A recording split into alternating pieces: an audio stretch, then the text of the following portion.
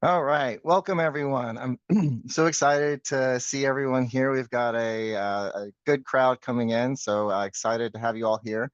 We do have a lot on our agenda today, so I won't take too much time during the introduction, but my name is Dorsal Plants. I use he, his pronouns, and I'm the program coordinator for the South King Housing and Homeless Partners, or SKIP for short.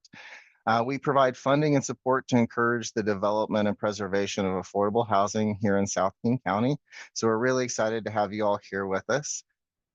We'd love to know who all is in the room. I don't think we have time to do like a round robin introduction, but if you're willing to put your name and your organization in the chat, just so that we know who all is here, that would be just real wonderful way to say hello to everyone. I also wanted to go ahead and just quickly share that we will be changing the frequency of our joint planners and developers meeting to once a quarter this year.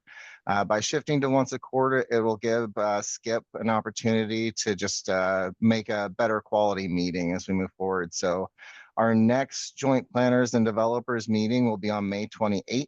And within the next couple of days, I'll adjust our calendar invitation for those who are interested in joining us in May. But before we get started, I just wanted to say a huge thank you. This quarter's Joint Planners and Developers meeting was made possible through our partnership with our sibling organization in Pierce County, SHAPE. And I wanted to invite Mary Connolly to introduce herself and a little bit about SHAPE before we got started. Thanks, Dorsal. So my name is Mary Connolly. I work with SHAPE, which is the South Sound Housing Affordability Partners. We are like the Skip of Pierce County, and I am the Dorsal of Pierce County. So we're an intergovernmental collaboration between Pierce County, the Puyallup tribe of Indians, and 13 cities and towns, working together to create and preserve affordable, attainable, and accessible housing throughout our communities. We have a capital fund for affordable development. We do state level legislative advocacy and also support our member governments in policy and program development. And Dorsal asked me to kind of help organize this because we at SHAPE have been doing some work around universal design. So just wanted to touch on that really briefly before we get started. We have an awesome advisory board. Currently, it has 18 community members, housing advocates and advisors, developers, and people with lived experience. And they provide advice and recommendations to our board. They identified universal design and housing accessibility as a gap in policy, and so began research on this issue area last year. They created a recommendation which was adopted by our executive board, and that recommendation recommends that our member governments adopt in their comprehensive plan periodic updates, a goal or policy to increase the supply of housing that's accessible for people of all ages, sizes, abilities, and disabilities by incentivizing the construction of housing designed with universal design principles. The advisory board also asked SHAPE staff to help conduct community engagement to understand the need for accessible housing features in Pierce County. So we wrapped up that research and are wrapping up a report to summarize that, which should be available soon within the next couple months. These results will inform future recommendations, hopefully this year, on more specific policies that jurisdictions can adopt to incentivize construction of housing with universal design principles. So just wanted to provide that background on why we kind of helped organize this. I'm going to drop a link to our webpage where you can kind of learn more about what the advisory board has already worked on. And then this is where we'll add more information once it's done. Thank you. Thank you, Mary. And yes, if you are interested in South King County development, Skip is here for you. And if you're interested in Pierce County development, SHAPE is here for you. And we are excited to support you. But before we dive too deeply into the weeds, I want to introduce and turn it over to Carly Hokie, who is the principal at C. Hokie Design LLC and is on the steering committee for the Northwest Universal Design Council to help kind of ground us in what universal design is. Great, thanks, Dorsal. I'm super happy to be here. Thank you to Dorsal and Mary and Shape and Skip for inviting us out to be able to talk about this today. The Universal Design Council is a group of advocates that are pretty passionate that bring us all together. So we love the opportunity to share and learn from others, talking more about universal design. As Dorsal said, my firm is called Seehoki Interior Design, and I specialize in universal and inclusive housing and using those methods to be able to provide inclusive housing for people. So I'm going to go ahead and share out my slide presentation. And just want to let everybody know that as I go through, I did have to prepare a script because I'm trying to give so much information today that I want to make sure that if you have questions along the way, feel free to just interrupt me, or Dorsal, if you see somebody with their hand raised, be sure just to interrupt me. Okay, so everything situated here. Um, so how many of you have actually heard the term universal design before? It does seem like it's getting a little bit more popular of a term. I've known it for a while as an interior designer. However, it does seem like other industries are using it a lot more recently. So the tech industry uses it, education, even some agriculture are using it because they're starting to, or at least in their own industries, see the value of inclusion and what good design brings to the table. So that's what we're going to be talking about today. This is the formal definition. I saw that we have Richard Duncan from R.L. Mace Institute with us today. Hi, Richard. It's been a while.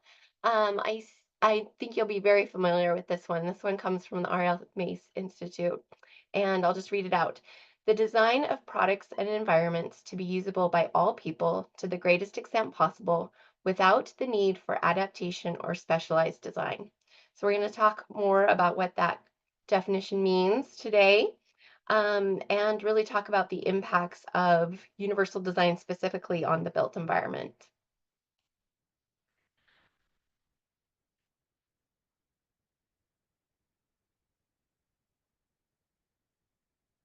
So we use universal design every day and we don't even know it. This slide presents a few of the images of things that you might experience daily. Curb cuts, closed captions in our movies, and messaging on our smartphones are all universal design features. We have a local kind of celebrity that helped start the Universal Design Council, the Northwest Universal Design Council. Her name is Sandra Harji.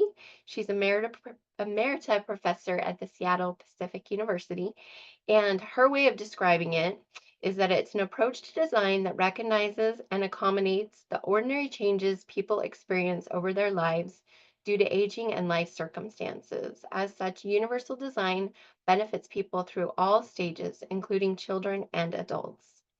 I love this quote: when the walls of exclusion come tumbling down, everyone benefits.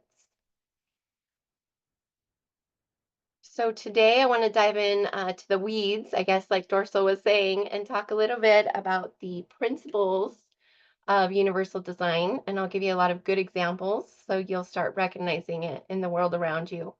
But just to emphasize, the main goal of universal design is to eliminate disabling environments in favor of creating enabling ones. Good design can facilitate equal opportunities for participation in every aspect of life. And then we'll get into the details or the benefits of universal design. It is closely tied to accessibility and inclusive design.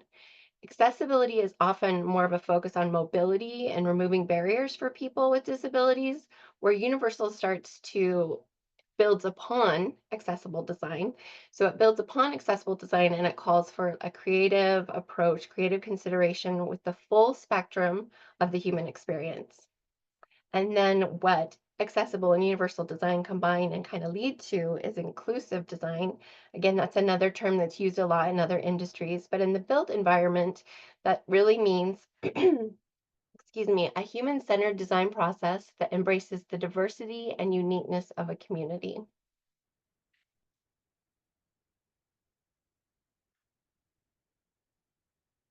So universal design can eliminate barriers because it prioritizes both accessibility and inclusivity to foster social integration. Excuse me, I'm gonna have to take a drink. Okay. Universal design is a set of 7 criteria that can be applied to the design of anything to make it usable by the greatest number of people to the greatest extent possible. It is not just designing for those with a disability. So this is a great graphic that is presented that shows little pictures of different examples of each of these principles. So rather than go through this slide and try to describe each of these little pictures, I'm going to go to some examples that I've pulled and other pictures. Sorry. Give me 1 minute.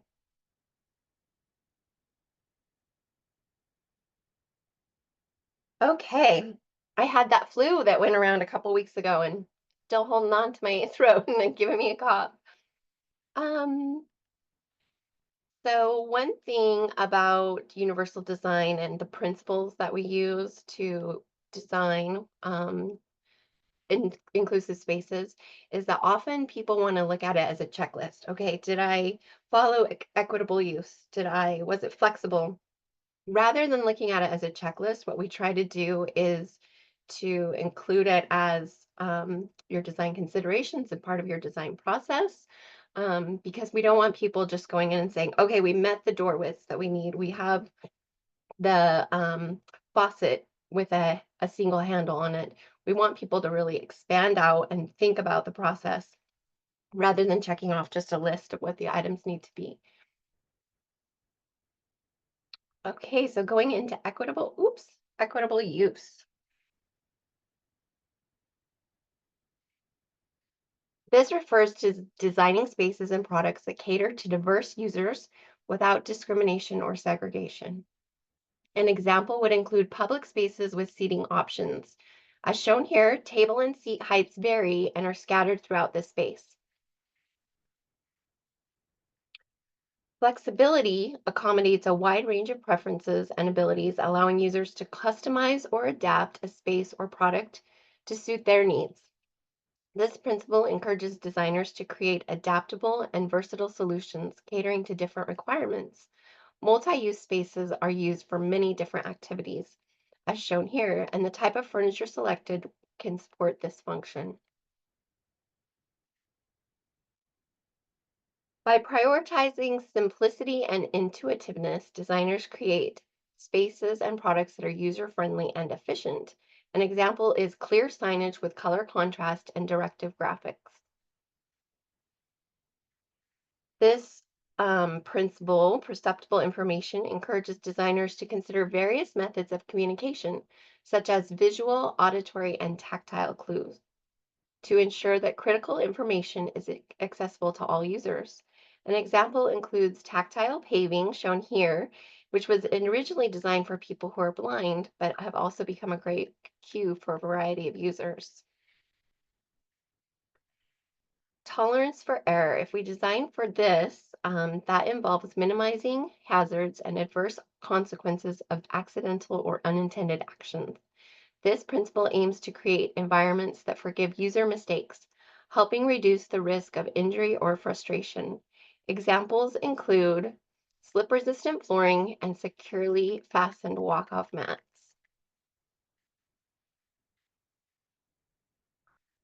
Low physical effort focuses on designing spaces and products that can be used efficiently and comfortably with minimal physical exertion. An example is the lever-style door handle, which can be open and used with your closed fist if you need to, elbow, a lot of different ways for getting those doors open. By considering the spatial requirements of a diverse range of users, designers can create environments that are comfortable and accessible to everyone. Examples include ample space at doorways for easy transition. Great for wheelchairs, but also great for parents with strollers or parcel delivery people. I recently became acquainted with a woman who was diagnosed with osteoporosis many years ago, And she told me her story of that before she was diagnosed, she suffered with severe pain, thinking it was muscle pain. She didn't know it was joint pain or bone pain at that time.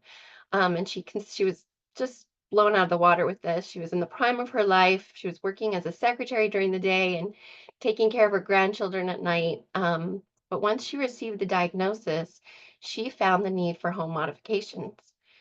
These things she had never even considered before.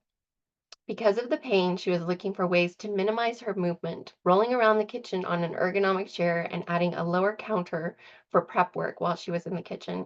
She removed rugs and added grab bars for safety. She no longer needs the walker and is able to lead a more active lifestyle now, years later. And she's been through a lot of different therapies and medications, but she's very grateful for the home modifications that she discovered at the time and that she was able to make that supported her then, as well as she feels like she's much more prepared for the future. She doesn't know what her changing body might do, and feels like she's prepared. So what I like about this story is it definitely shows that our abilities are, we can think of them as on a continuum, that times in life where we need more support and function from our environment versus other times where we are more independent. I really like this quote. Universal design assumes that the range of human ability is not ordinary, or is ordinary, not special. This is a picture that's great. I've seen in a few different slides, so I borrowed it. But interesting that a lot of times universal design or something that's said to be accessible, there's misconceptions around what that might be, and it's because we've seen the wrong solution so many times. Hopefully you can see on this slide that there is a stairway and then cut in half leads to a very steep ramp on the other side. So in general, an image of poor design represents spaces that accommodate individuals that might need functionality, convenience, and safety. Often these elements are thought of later or tacked on to existing features. Access is most associated with disability or elderly. So a lot of people think, no, thank you, I'm good. Where in fact, universal design done correctly and done right is invisible, and it can be celebrated in unnoticeable ways. As new housing enters the industry, it should be well equipped to suit all future occupants. The preference for better design is moving in a general direction towards inclusion. This slide shows a few key features of inclusive design, like a supportive, hygienic area for a seated user and her caregiver, areas for adults and children and even pets that provide adequate space for the use of assistive devices, and exterior gathering space designed with lighting, which you can't see here, but is open and comfortable for them to be even visiting into the evening. Another term that gained some traction in years past is visitability. And traction, and when I say that, I'm meaning with housing agencies and municipalities. They saw this as low-hanging fruit and a possibility to set incentives or requirements. So what visitability is housing designed in such a way that it can be lived in or visited by people who use wheelchairs or walkers. And it just requires three things: at least one zero-step entrance, a doorway, the entry doorway at 36 inches wide, and one bathroom on the main level. This, the way I said that is low-hanging fruit is that it would be like the floor of what we're trying to accomplish with universal design. It's just getting people in the door, not the ceiling of being able to go just that step further and make it beyond support for people using mobility equipment. Okay, I just want to jump quickly, and I know that other speakers might dive into this just a little bit, but I want to talk about kitchens and baths because they're such high function areas that need a that need a lot of support because there are a lot of hazards in the spaces. So here we're showing a kitchen that might be a great example of a space, a smaller space that has a kitchen. And this, again, specifically designed for accessibility, but could also be universal design. Designing for accessibility is not merely accommodating the needs of a minority. It is sustainable because it anticipates change to avoid expensive renovation and the waste of building materials. Inclusive housing is flexible. Residents can reinvent, redefine, and repurpose space as they experience temporary or permanent changes throughout their lifespan. And something that I just wanted to bring up about this image key, talking about flexibility, is that though there is knee space there and it seems like not enough storage for a lot of people that if they were, living there long term, that those things can be added. And the flexibility of having mobile equipment or portable equipment, like adding drawers or storage underneath, far outweighs the benefits of the value of designing it to be flexible in the first place.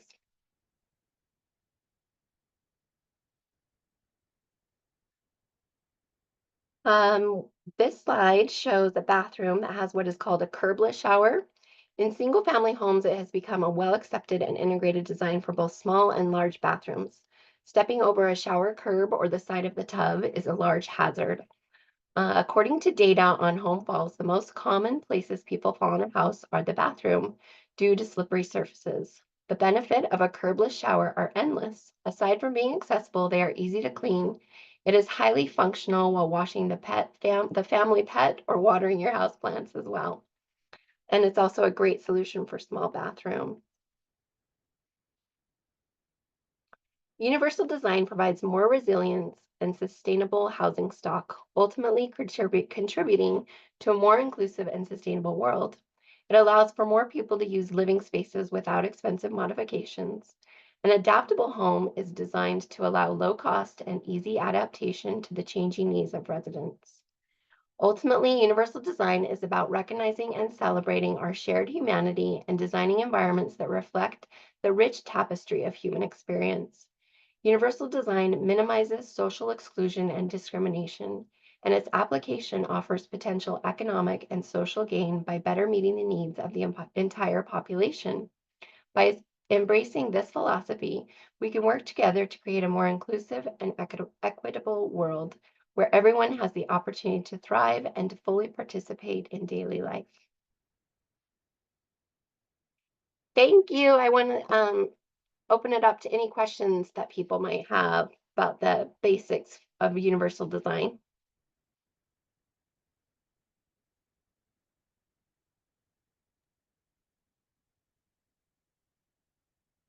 If you have questions, you are more than welcome to put your hand up or put them in the chat. And then we will also have time at the end after the presentations for more questions and discussion.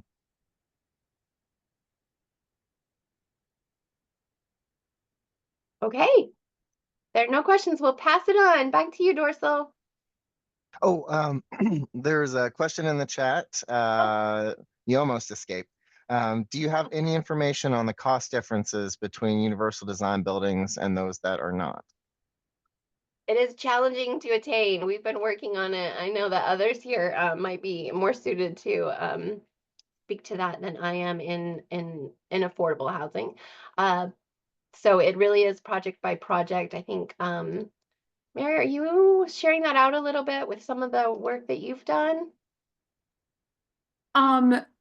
So later, I think Jonah Kinchi from Tacoma Habitat will talk a little bit about that in the Okay. context of his work. And we have worked with one of our advisory board members to just come up with some like really preliminary information on how these features kind of affect the size of a home. But yeah, it's basically hard to quantify exactly, but we're continuing to work on that. Yeah. Thanks, Mary. Thanks so much. And it's just because every project is so different at this time. And I think let's come back to that question at the end, possibly. Yes, and I think that'll be something that'll continually pop up as we go through the presentations too, because cost is such a driver when it comes to housing. Absolutely. All right. Thank you. Wonderful. Thank you very much, Carly. So we will keep moving along. And so we have Matt Oyenos from the Washington State Department of Commerce. He is the liaison with the SHS and DDA and is a subject matter expert on IDD projects at the state. So we're excited to have him talk a little bit about how the state sees universal design and kind of the funding and incentives that are available there.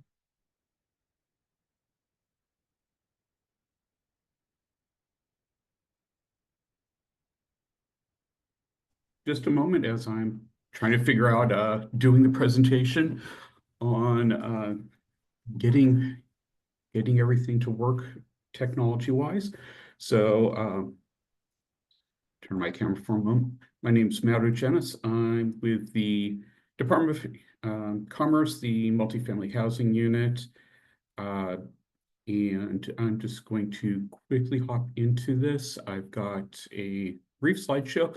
With me is Sean Harrington, who gets to do second couple slides in, and we'll go from there. Bear with me. I usually like being better at this, but so just an overview. Commerce not only does provides for housing, but also provides for a wide variety of other opportunities from community services through business assistance. Oh, I am supposedly, I thought I was sharing. So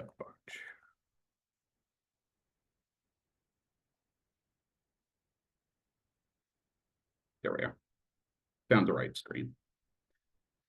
So we provide a variety of services at Commerce to people in communities.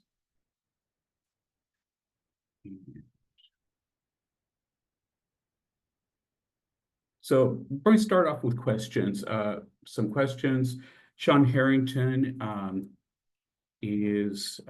has to leave at 2:30, so want to get any early questions in that he may be able to help with, and that we hopefully can work into things as we go along. So.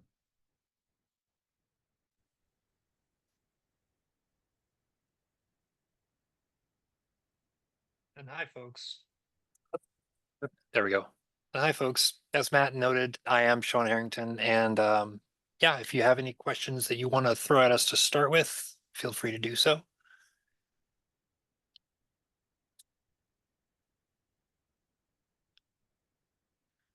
All right, hearing nothing, let's move forward. Okay. So one of the things that I want to really bring up and foreground here is that relatively recently at the Department of Commerce, we started what's called the Capacity Building Outreach and Support Program. So this is less of a question for other public funders, less of a question for folks who've been working on affordable housing stuff for a while. There's a few people that I've seen in the chat. It's like, oh, I know you from a long time. You're no spring chicken. Sorry. No offense intended there. You've been doing this for a while. You have some experience and are a subject matter expert yourself. There we go. Oh, whew, avoided. But for folks who are new to affordable housing, and we do want to try to get more new folks in as part of, the working to undo long decades of underserving of all kinds of populations of concern around the state.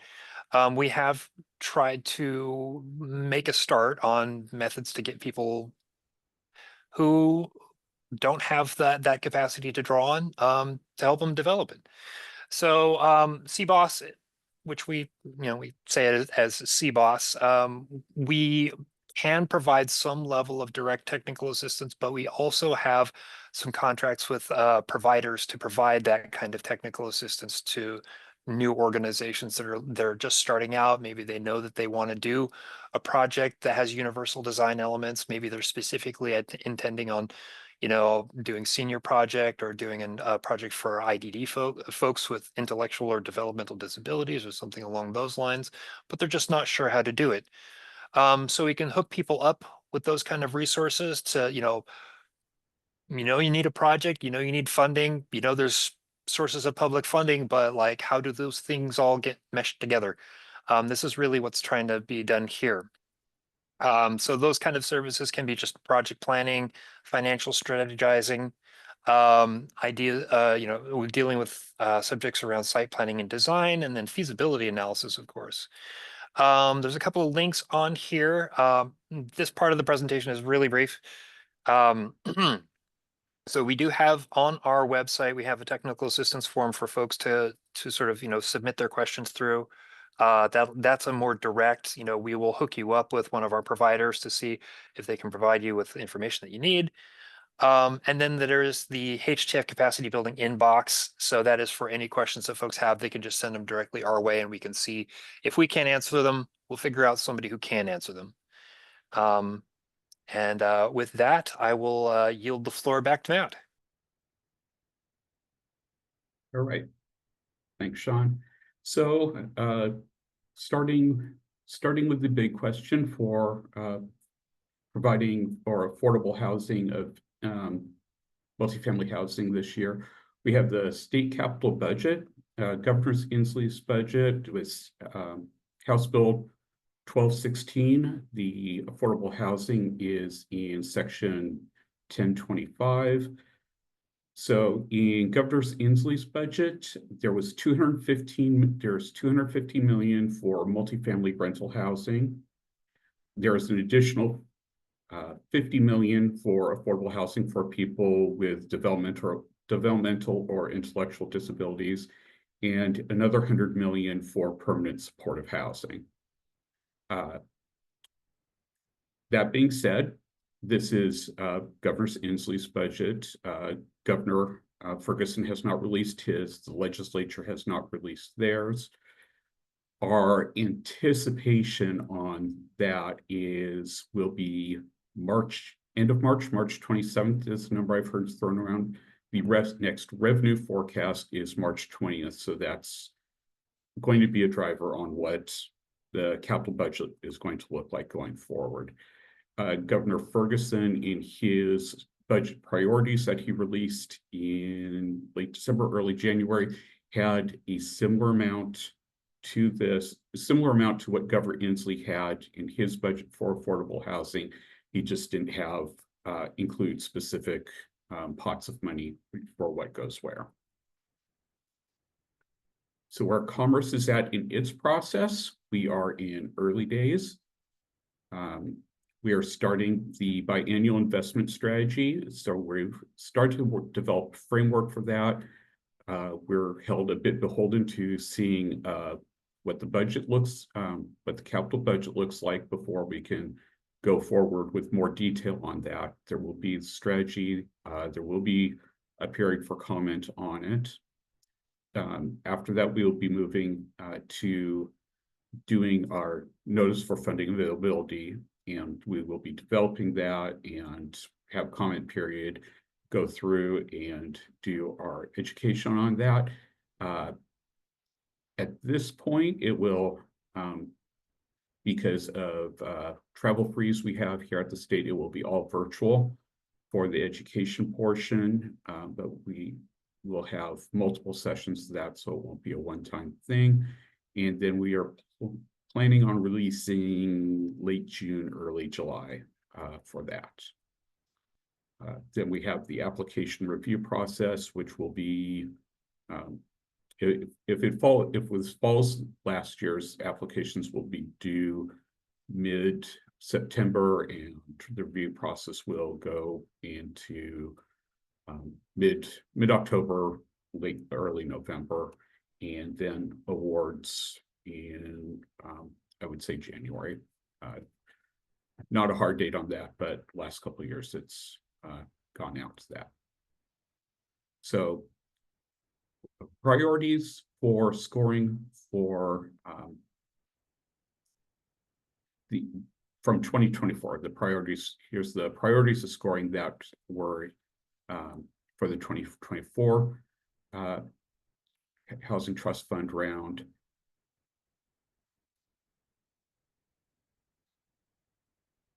And just give you an idea of what the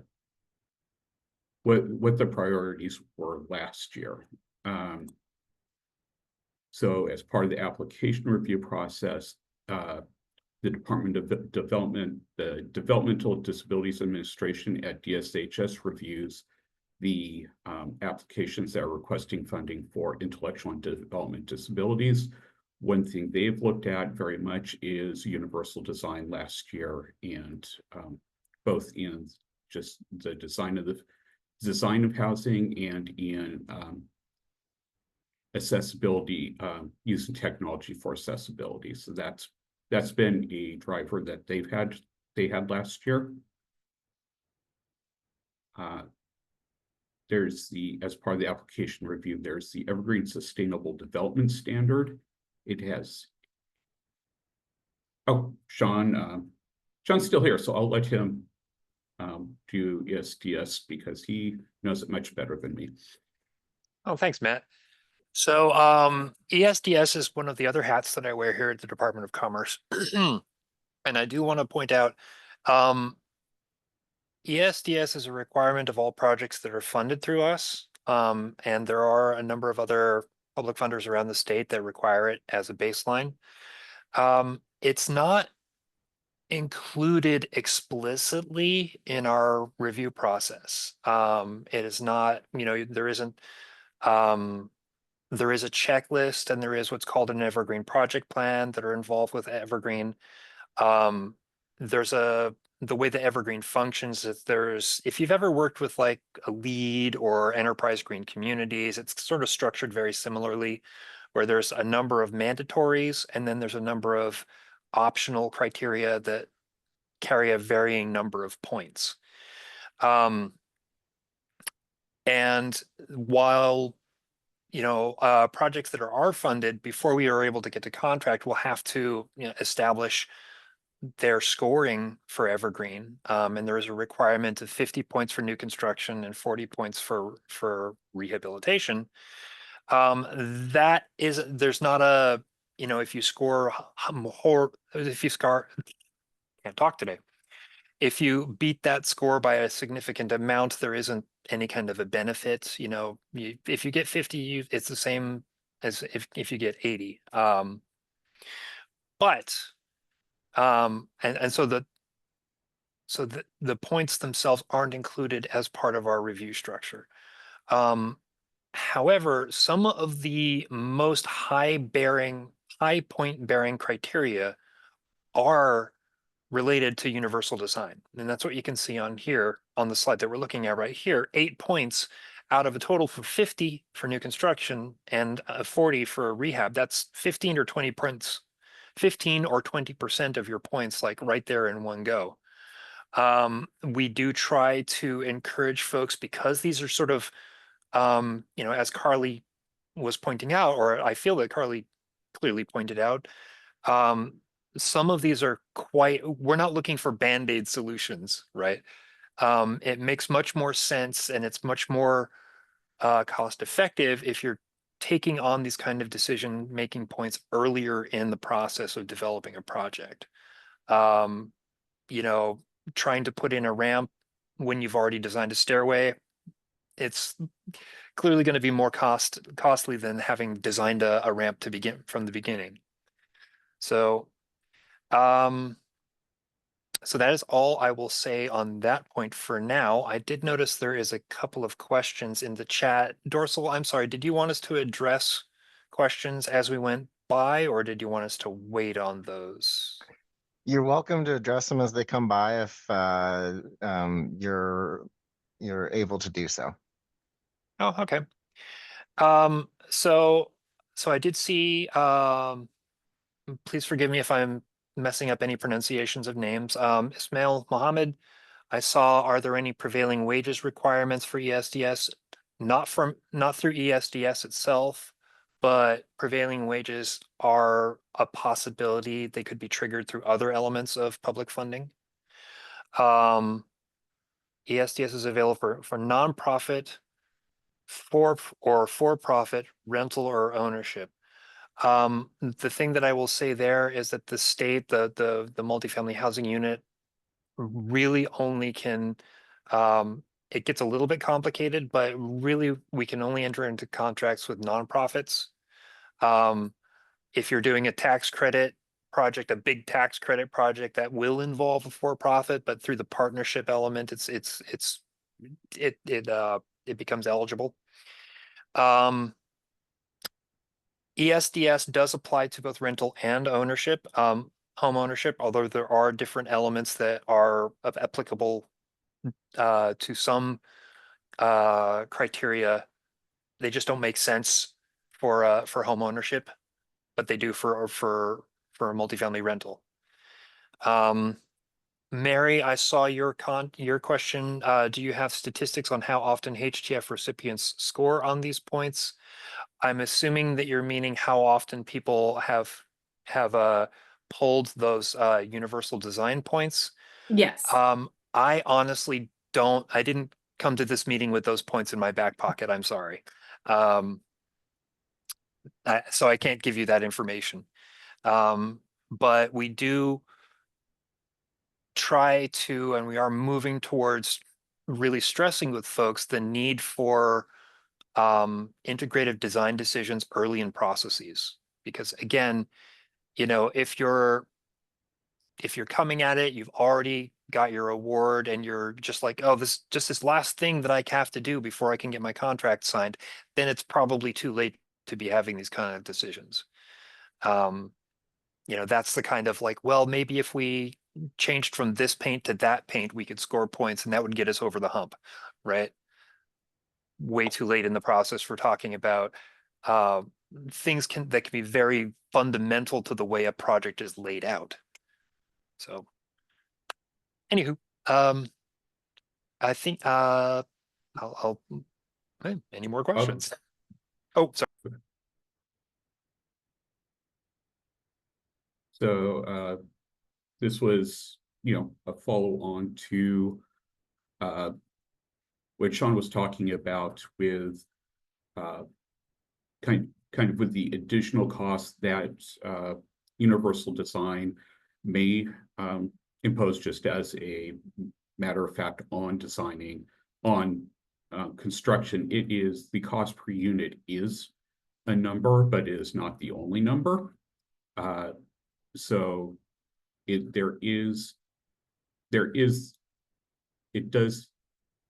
the cost per unit does affect scoring. However, this in the 2024 round, the way the scoring was done, or the evaluation was done, it was King County projects only competed out within the available funds for King County that we have for King County. King County projects only competed with other King County projects. It was not a situation where King County was competing. King County project was being evaluated next to a project in Okanagan County. So it's in the same relative cost. In looking at the cost per unit, you're looking at being in the same relative cost pool for doing that.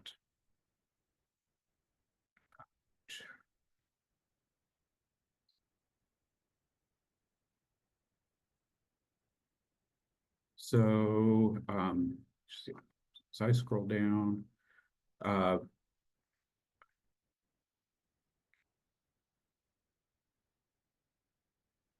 think that's what I had. Any final questions?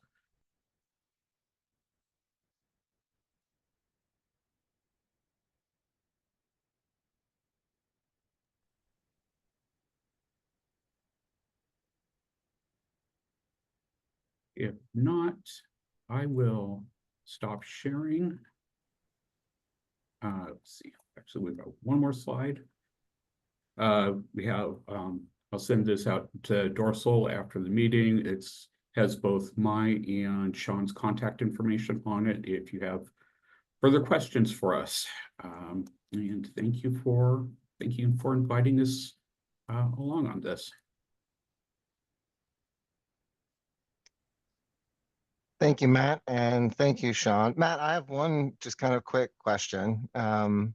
So because cost per unit is a factor, are there places or ways that you might suggest building either the narrative piece or just parts of the application to kind of like, is it better to address that in the application, or how would you recommend that? It turns into it is an item. It is, I don't want to say one of the few, but it is a quantitative. Oh, Sean. Sean's going to help me out as I fumble around on this. I thought I was doing better than I am. Oh, no, I didn't mean to. I didn't mean like, oh God, you need help. I meant like, I can help if you Well, prefer that I took that question on. I do need help though. So the way that we deal with it is recall from that slide that out of 100, out of an overall score that could conceivably be 100, we're only looking at 5 points.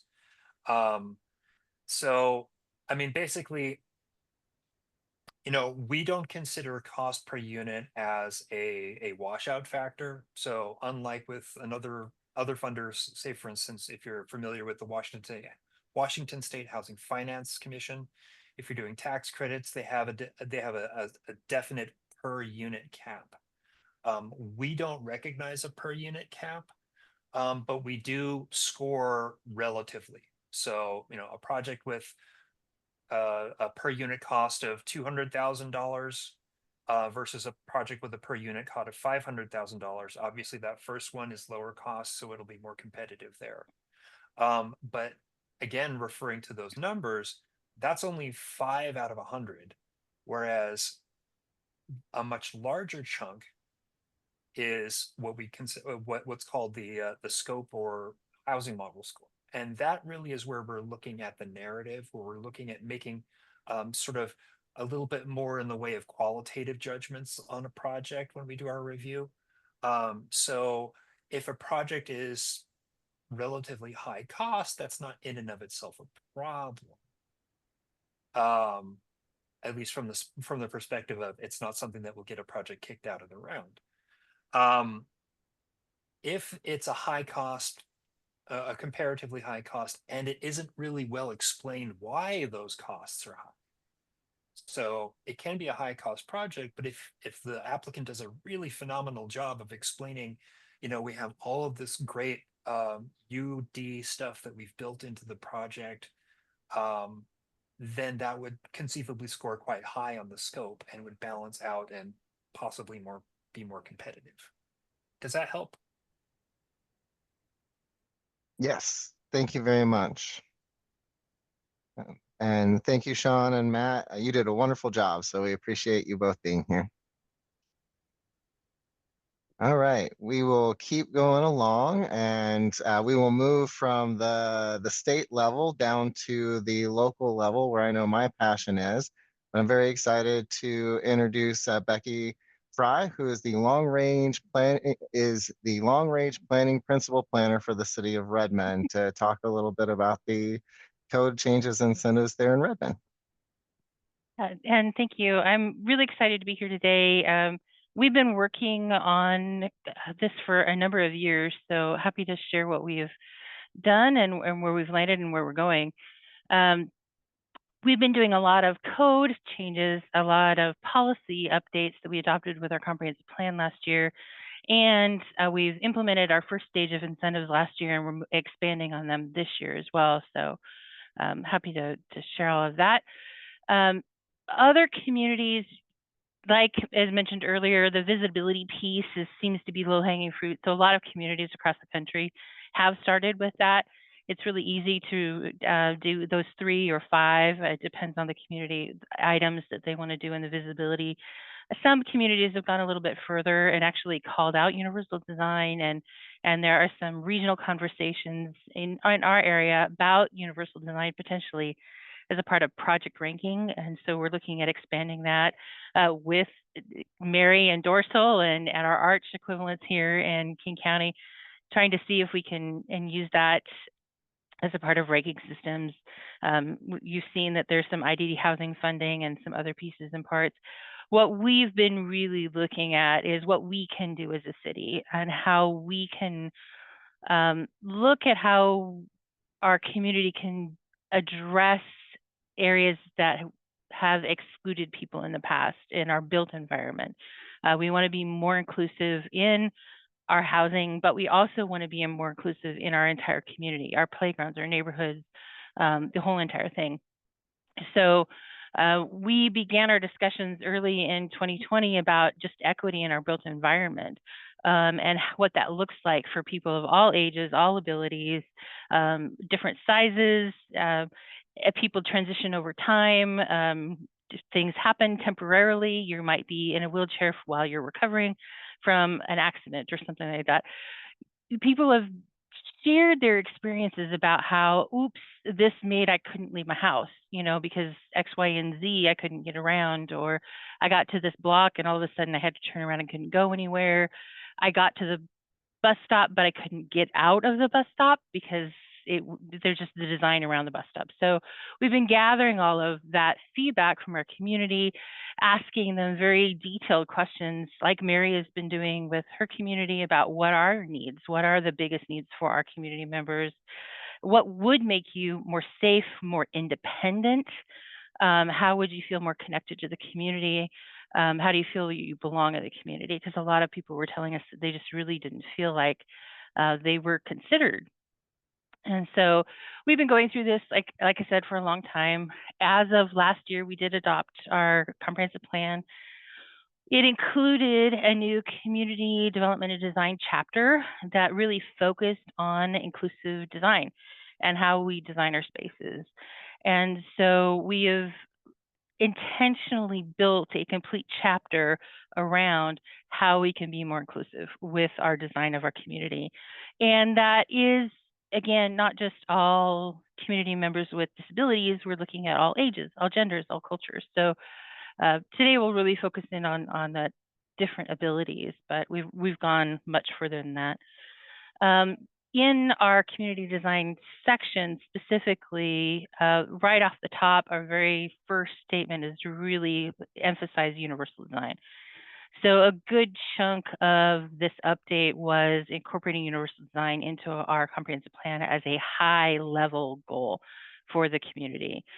We are adopting design standards and incorporate universal design principles. We are adopting incentives. So we're looking at increasing housing, increasing neighborhoods, and we've talked about why, and we've talked about who we're looking to need. So these are just some examples. I'm not going to read through any of these in the next couple of slides, but I do want to share some of those examples. This, like I said, their CD is our community design element. We have some specific for our centers in Overlake. We have specifically called out community members with disabilities, but we also have universal design and techniques called out just for all of our centers. We have some specific call outs in our housing policies. This is just one example. There's a couple of them in there.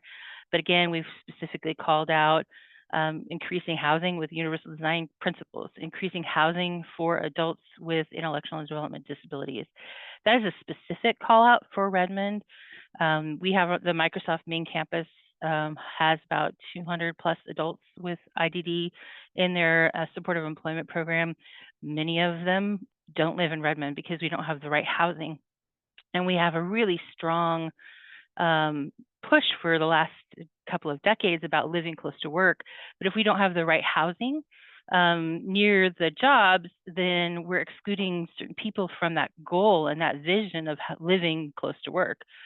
And so we've specifically called that out. And so this is just, again, some examples of the policies that we have adopted in our comprehensive plan.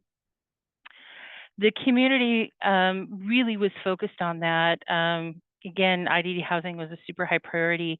Accessible housing in general was a significant need in our community. We've been hearing a lot from our community about if there is accessible housing out there, it's not affordable or it's not going to people who need it. It's in affordable housing projects. Those ADA units are usually first come, first serve, and that doesn't necessarily mean the people in them need those units. And so the challenges and just working through all of the how do we increase the number of units that are out there so that we can help solve that. And then we have to go in the future many other steps. But this is definitely some call outs from our community as priorities. We also have some commercial accessibility priorities, everything from just entryways to recharging stations for your electric wheelchairs and mobility devices. Adult changing rooms is a really high priority for our community. So, and just wayfinding and signage. So these are just some examples of some commercial accessibility priorities and universal design priorities for our community as well. So the next couple of slides, and I'm going to go through this really quick, but please do interrupt me, ask questions, and we go, because we've done so much. This is just taking a whole bunch of things that we've been doing into just a couple of slides. So I'm happy to pull up and share some more specifics and whatnot, but these are the things that have started going into effect. So things we adopted last year that are now in effect and things that we're building upon and expanding. But as of last year, we adopted our first set of incentives for accessible and flexible housing, visitable housing, ADA housing, all of that is now, there's some incentives available for those. Basic features, those visibility features are in there as well. But we also have IDD housing incentives. Again, there's very specific needs, and we're encouraging and actually requiring for that incentives that you work through the state's IDD program, which is great because then it all ensures that the people who get those units need those units. So it helps solve some of that problem. And then we've had some affordability attachments to that so that we're addressing the community's needs that those accessible units are affordable accessible units. So we're aiming at least 80% AMI for the accessible units for some of those incentives. We also have incentives for not just the housing, but for the buildings and the sites, for sensory spaces, the adult changing rooms, for co-location of services, all of those things. We've got a whole number of them. We're expanding them this year to include extra ADA parking space. This is, we've expanding also to include supportive employment for community members with disabilities, and we've really gone pretty extensively into expanding a lot of those incentives. We also are adopting mandatory universal design features, so there's especially for our assembly spaces, and so that's really important to us. If you are wanting to access incentives for those buildings in particular, you have to have an adult changing room. You have to use the universal design checklist. There's a couple other things that we're just going to say, hey, our community spaces need to be accessible and usable for everybody. And that's something that we've heard a lot from our community. Hey, I would love to go to the brand new community center, but you didn't put an adult changing room in there, so I can't go there because there's not a safe, comfortable place for me to use the restroom.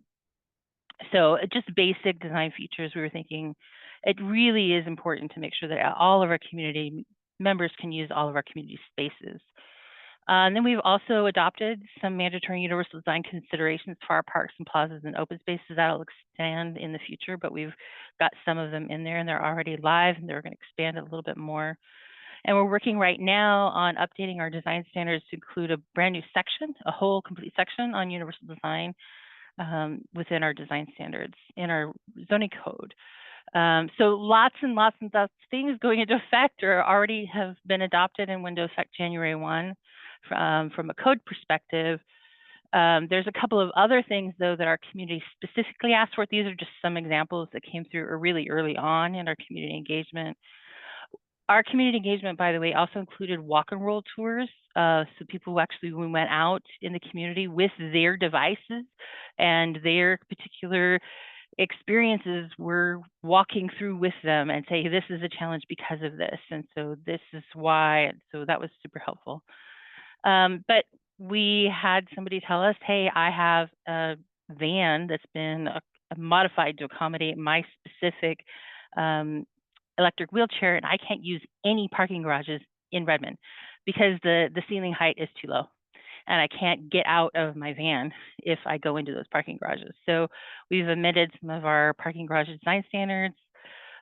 We heard very early on that the wayfinding features of just building design was really important. So especially our community members with developmental disabilities, or maybe are new to the country and just need help navigating, and just how we design our buildings could help them get around it more independently.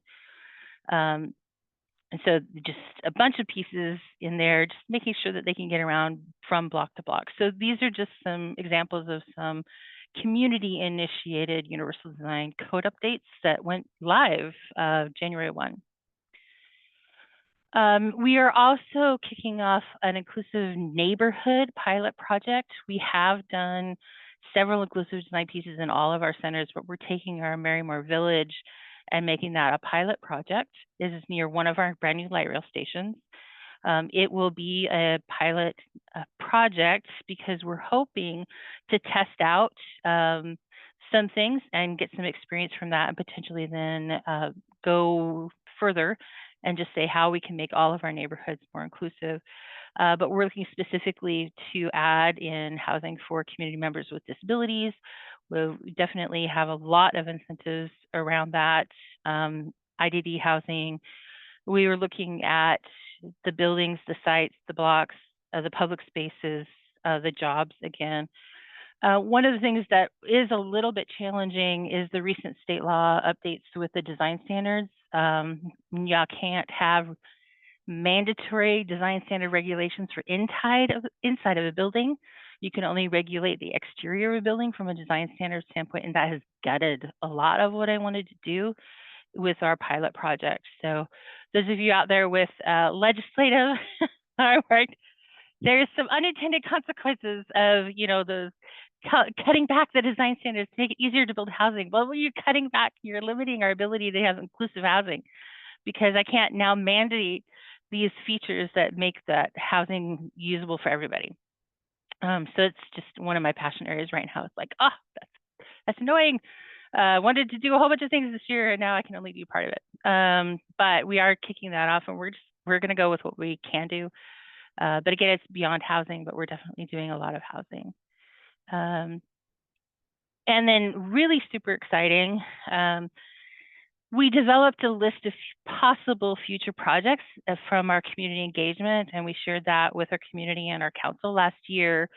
And significantly, many of them made it into our budget for this budget cycle, and several more have made it into our next budget round. They've already been earmarked for that.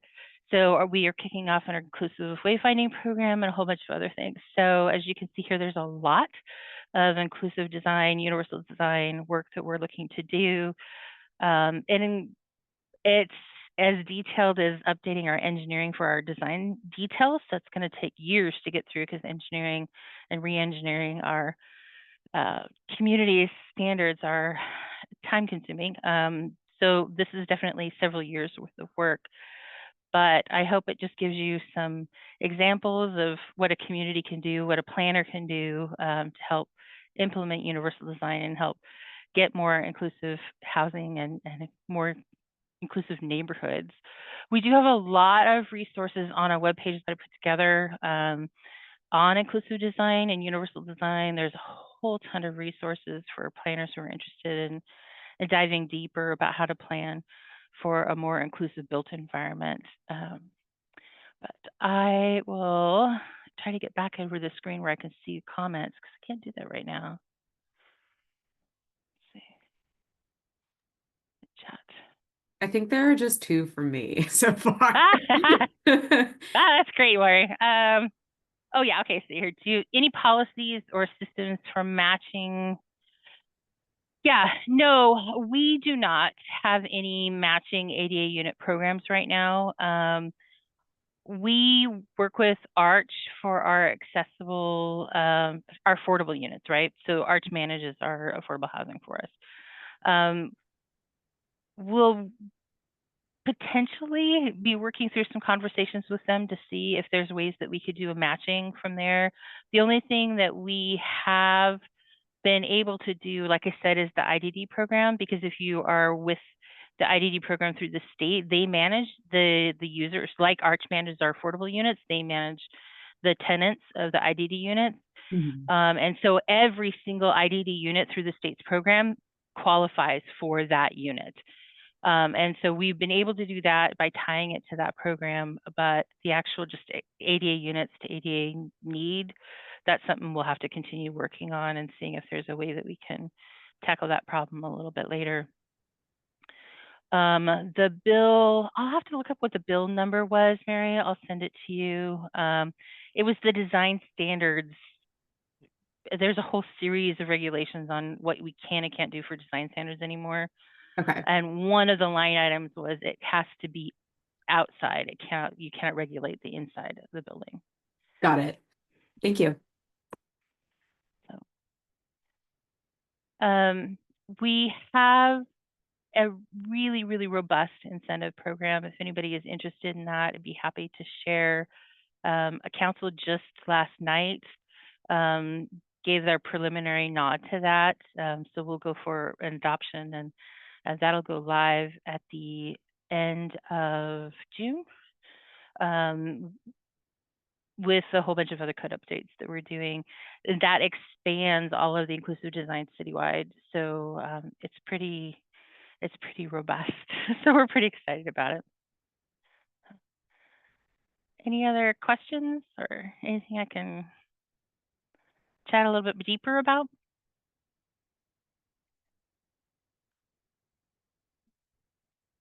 Okay, so Dorsal asked me to keep quick, so I did quick, but feel free to reach out to me if you need. My contact information is right here, but I'm happy to chat about this topic a lot. So.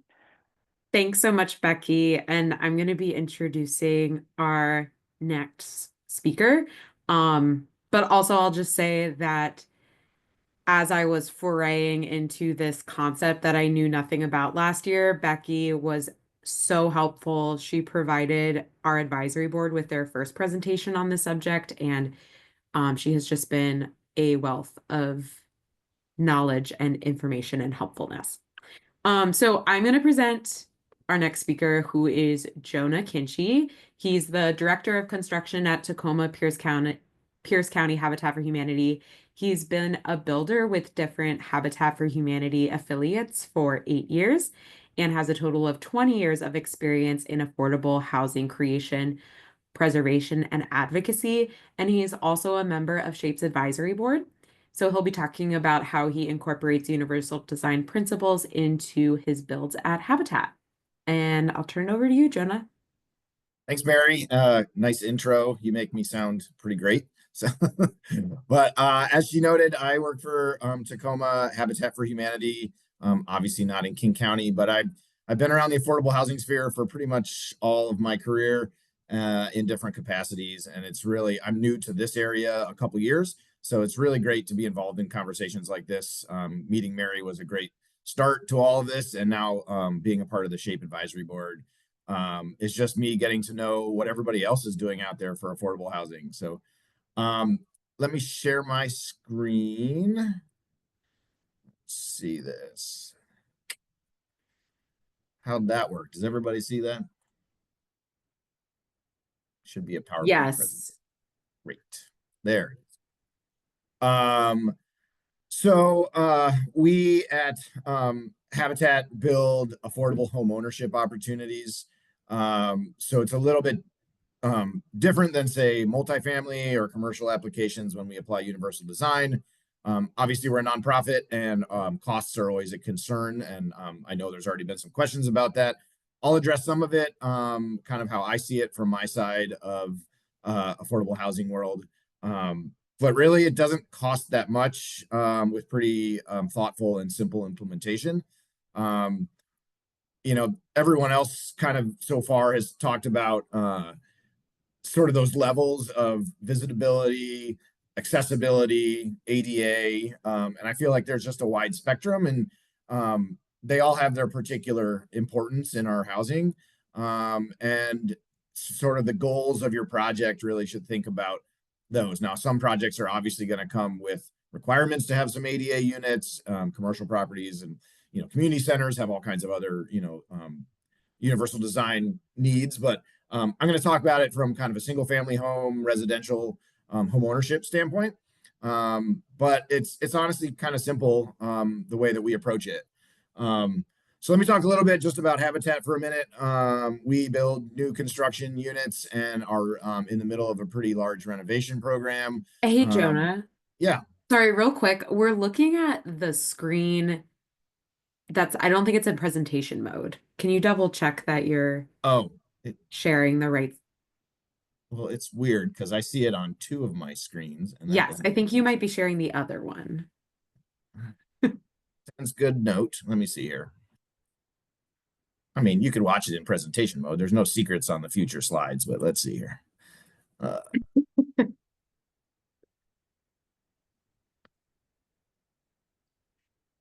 Aren't you doing it?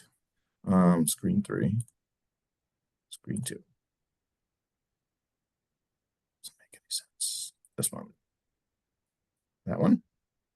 Is that better? That shows us, I think, your. Yeah. Well, I don't even know what this screen looks like, but I can't seem to get the screen that I want to show. I have 3. Okay. Well, just share one of them and here's this. Okay.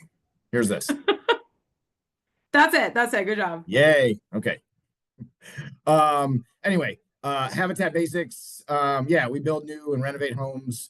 We develop a bunch of blank land for neighborhoods. We do some infill, and our main focus of home buyers are 50 to 80% AMI. They're typically families. They're pretty heavily weighted towards single parents as well, single moms, in fact, and mostly in the kind of 2 to 3 person household range, but there can be some up to 5 or 6 as well. Most of the size of the houses that we build these days are 3-bed, 2-bath, often in duplex or triplex, but we do single family home construction as well.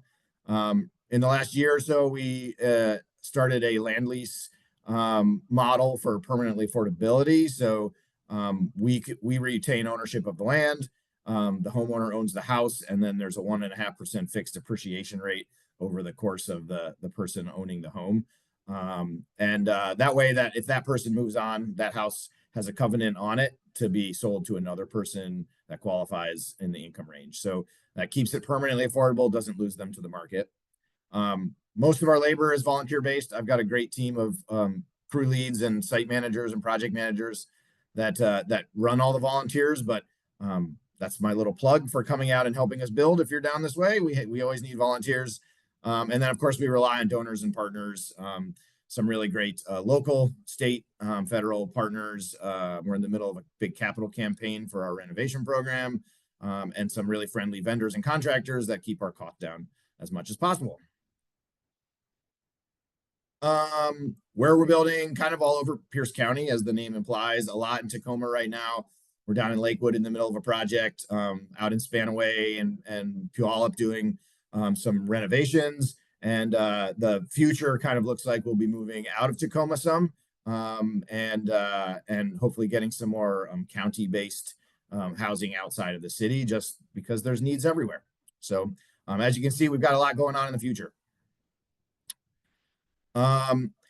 So this is a checklist that Habitat International actually provides as a guidance for Habitat affiliates to go through universal design concepts. It's really guidance and suggestions. It's nothing that we're necessarily required to do. Some of the language seems like requirements. Obviously, you probably can't read every word on all these, but it's 3 pages long and has most of the basic concepts everybody has been talking about. And then there's kind of best, better, good, best, better lists on those, so that you can kind of gauge how far into the universal design makes sense for the houses that you're building, for the population you're building for your budgets. And I think that's really where we come into which ones of these make the most sense for the people that we're building houses for, in the neighborhoods that we're building, and how many of these can we really employ fairly easily. And it ends up being quite a bit. Some are more challenging than others in some places, but you know, there's things like the no step entry, which something that we try to do really on all of our units, which can be challenging on some sites. And doorway widths and hallway widths. Some things like main floor bathrooms and bedrooms. Things we might not get into is getting as deep into, like, you know, reconfiguring where switches and outlets are, or building really accessible kitchens or ADA kitchens.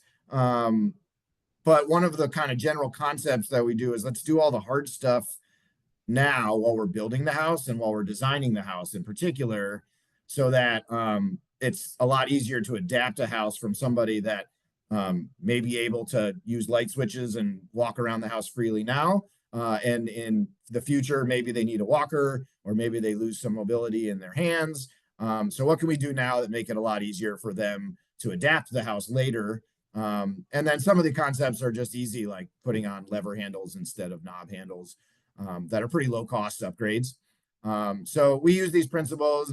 These are kind of evolving. I think we're due for an update on some of these, but they're all based on universal design that other folks have already talked about the general gist of it through. My philosophy really is that we, and this is a kind of a list of some of the things I just talked about. My philosophy, though, is start with the design. Like, it is universal design. And if you're in the middle of architecture building the design of a home, it's a lot easier then to say, well, let's make that door a little wider. Let's make more open space as we can in a bathroom. And try to really build those concepts into the actual design of the building, so that when someone's older and needs a walker or a wheelchair, they don't have to tear a door open, widen the wall space. You know, it's a lot of remodel construction to make a door go from 2.5 feet wide to 3 feet wide. It doesn't sound like a lot, but it's huge. And a hallway can almost never be expanded. So, so thinking about those things when you're designing the floor plan for as big of an open space and best usable things that are hard to adapt later. So one of the things, like the roll-in showers that were mentioned earlier, I love those. You know, we have a lot of our homeowners are families. And so their kids want to take a bath, and adults like baths too sometimes. And so we do put in a shower tub combo, but we chose to do one-piece tub shower combos instead of just the tub and then a surround that can be in multiple pieces, or a tile back. That way, that in the future, that's really easy. It's just a couple screws to pull out from behind some drywall. The whole thing comes out at once, and it's much easier to adapt into a roll-in shower for accessibility needs. So, but it's those kind of conceptual ideas starting way early in the project when you're designing your features and your floor plans, to think about that. And so to get into that bathroom alone, let's make sure it's a 36-inch door opening, so that you know, it's good for walkers and wheelchairs. We don't always find a lot of space to get a full turning radius for in the bathrooms in some of our units. You know, we try to be as efficient as a space as we can, but we do take into account, like, let's just stretch it as much as we can. Let's find as much space in those bathrooms for nothing else but being able to just move around.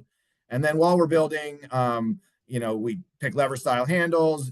We definitely put blocking behind tons of stuff all over the house before we drywall, just because it's scrap wood that we were probably going to throw out anyway. And it takes a few minutes to just add blocking where someone's going to need it by the toilet and the tub and a sink, up the stairs, like all kinds of places where there may just need to be some extra support for grab bars or handles. And it's really easy and super low cost. And it's really hard to do that later. It's really hard to put in blocking. You're tearing out drywall and messing up insulation and wiring and things. So do it early, do it while you're building, and think about it. Your contractor can think about it along the way as we go. And then window styles. You know, there's a million different kinds of windows that you can get, but a lot of them are just not very usable for somebody that can't grab a crank handle very well, or squeeze a latch or slide.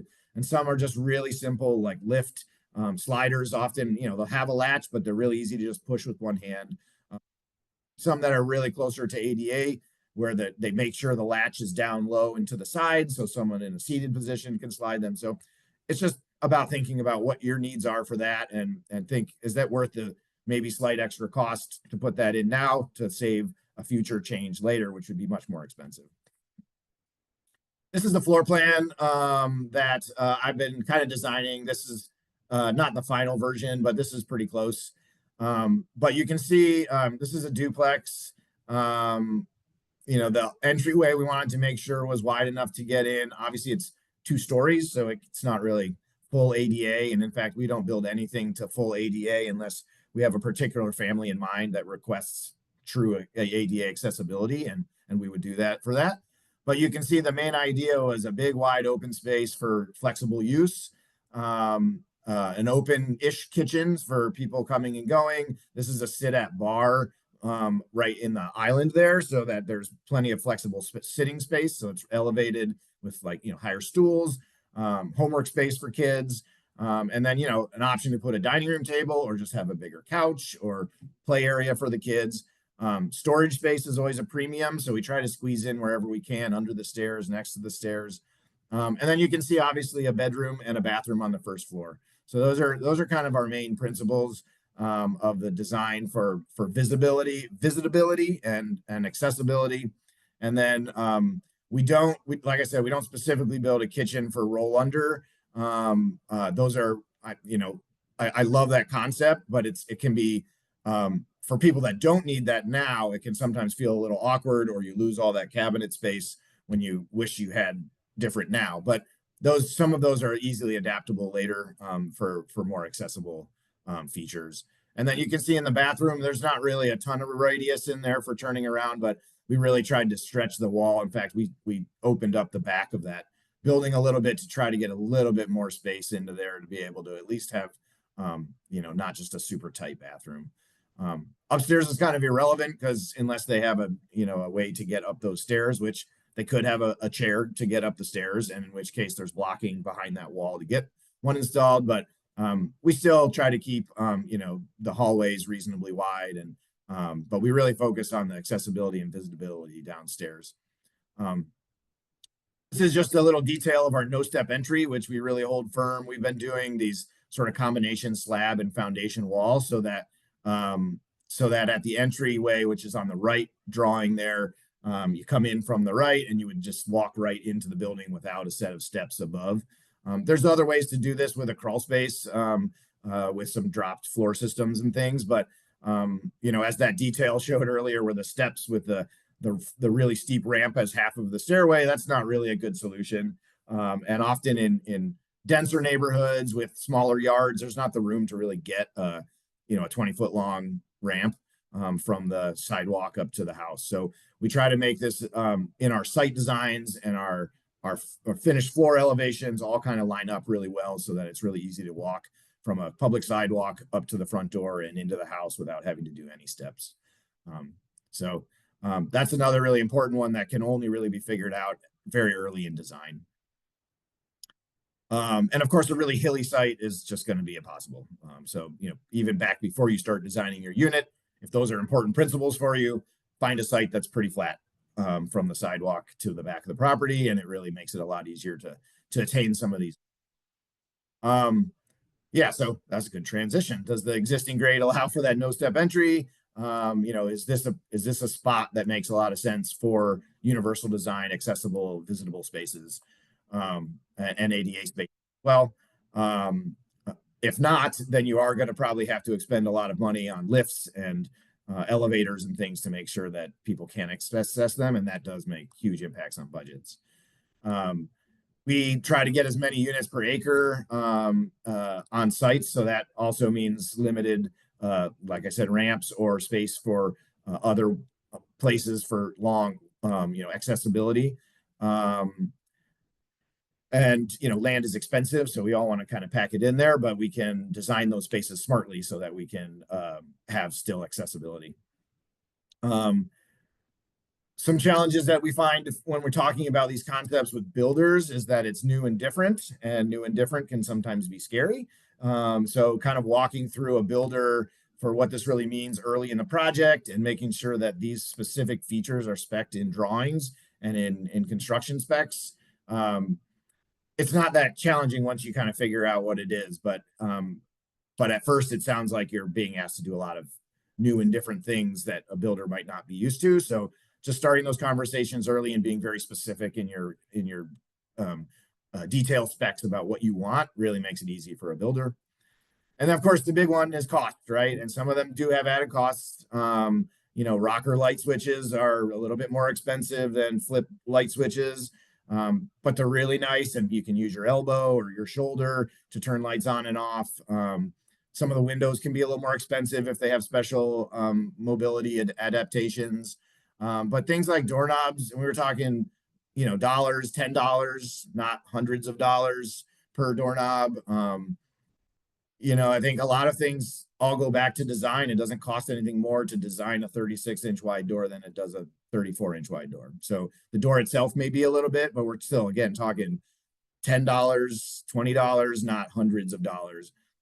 I recognize that I'm doing single family homes, and so the quantity of a door that's wider is a $10 over 20 times isn't a big deal. If you're doing a 100-unit multifamily building, that number makes a lot bigger.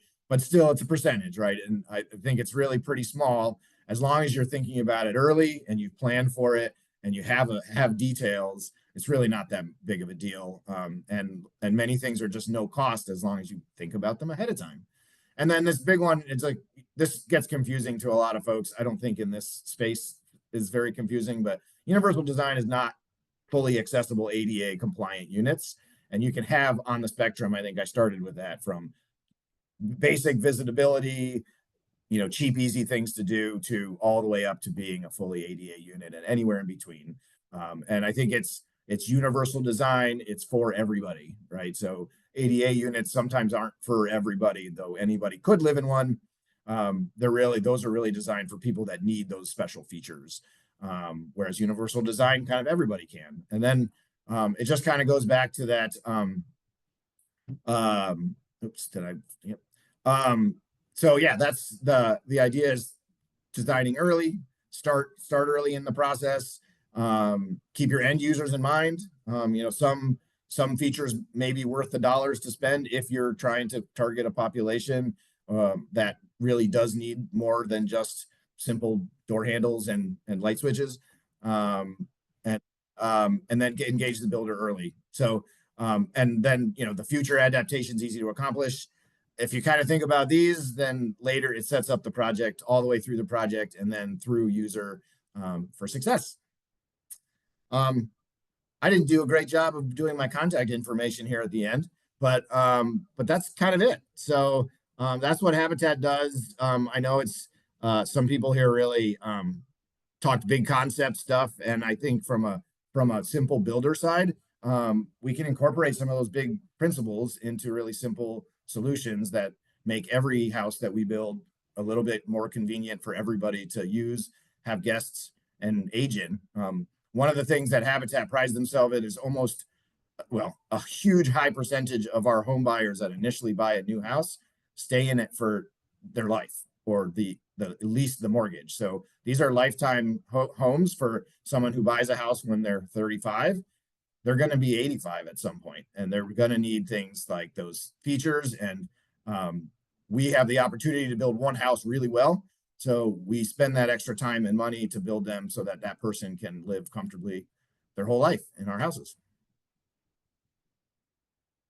That's it. Any questions from anybody? I have a couple questions. Thank you so much, Jonah. That was really informative. And really, I think helps round out this whole presentation from all the speakers today. So really appreciate it. One question I have is this a Tacoma, Pierce County Habitat specific policy to have universal design principles incorporated, or is this a larger, wider Habitat policy?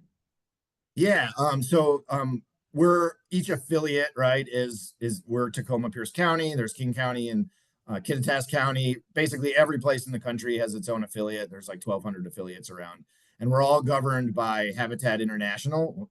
I say governed, but our parent company is Habitat International, which has a national branch. And then but we all get to kind of make our decisions on our own as independent affiliates.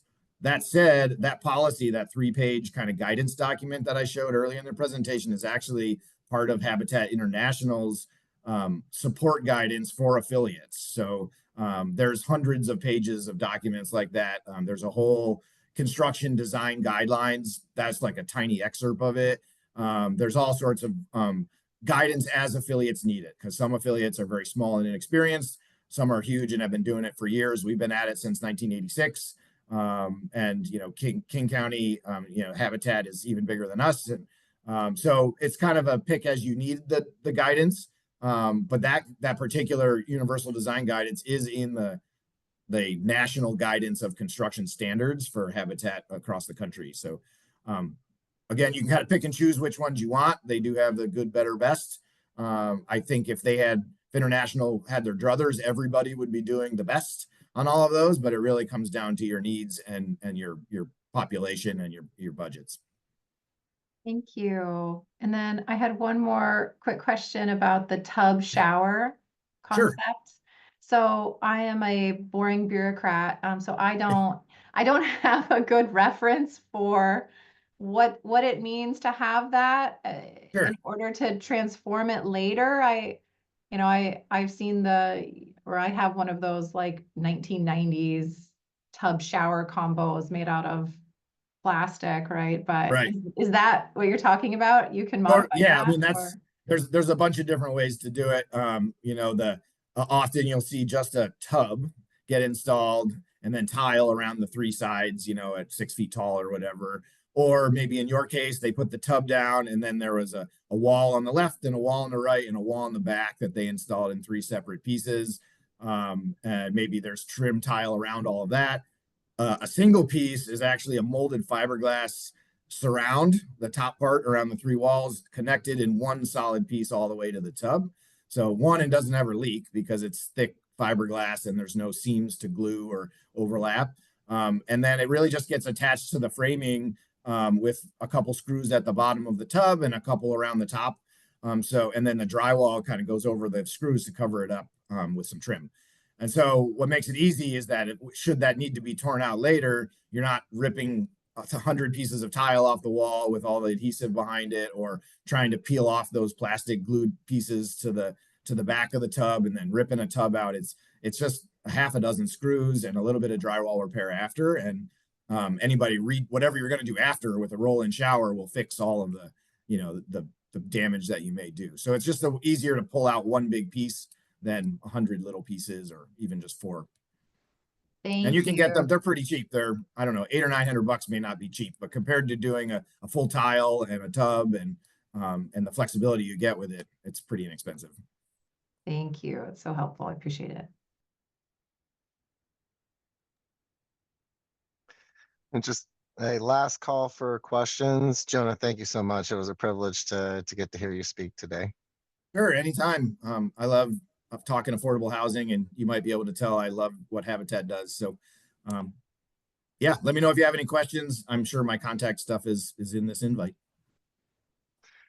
Great. And so we will move on. We talked single family, and so we will now move on to the big buildings. I am very pleased to introduce Rumi Takahashi. She is the principal at SMR Architects, or a principal at SMR Architects, and she is also a member of the SKIP Advisory Board. And so we were very lucky to have her here today. Thanks, Dorsal. I'm going to go ahead and try sharing my presentation, and I'm going to try to abbreviate it a bit because a lot of what I have to share has already been shared by all of these very knowledgeable folks. I don't know how to pull that thing out of there. Okay. So as Dorsal said, I'm Rumi Takahashi. I'm with SMR Architects. We are a 36-person firm at the moment. We've been around for 48 years. We've been doing a lot of affordable housing at multiple scales, ranging from shelters, farm worker housing, rehabs, hotel conversions, apartment buildings, new construction, historic preservation. And we try to do all the things for all of the people in Washington State. So we love affordable housing, and we think of affordable housing as a vital component of a healthy community, and we try to tackle all of our projects as if they are unique to each person who lives there. And so I think this topic is really important for us as a community. Because universal design is, the name is very kind of all encompassing. It's a big tent. And so I wanted to kind of walk through not so much what it is, because I think folks kind of already know what that is, but what the different regulatory and design frameworks there are around things that are similar to universal design, or that universal design is in the Venn diagram of, and then talk a little bit about some examples of that universal design in our multifamily projects. So if I whip through these really fast and I'm going too fast, please just stop me, interrupt me. And I'm not looking at the chat, so just yell. Okay. Universal design, I think Carly's really kind of laid it out really well. It's basically 7 basic principles around equity, flexibility, simple and intuitive use, perceptible information, tolerance for error, low physical effort, and appropriate size of space for approach and use. So those are the big 7 kind of topic areas. And it does apply to buildings, but everyday life as well. It's not just architecture, even though that's my lens. And each one of these topics has a subtopic and some, things to do and not do. We'll get into those a little bit later with some examples. So I'm going to just zip right through all that. Some of the frameworks that kind of share space with universal design, civil rights legislation really is sort of the overarching kind of genesis for universal design, I believe, and it starts in the 60s with the Civil Rights Act of 64 and 68, and accessibility and fair housing kind of fall from that civil rights tree as additional acts, and then there are regulations and standards that kind of fall from those civil rights acts. And so UFAS, Uniform Federal Accessibility Standards, was one of the earliest ones. It is administered by HUD. It's sort of the standard document for the Architectural Barriers Act and the Rehab Act of 1973.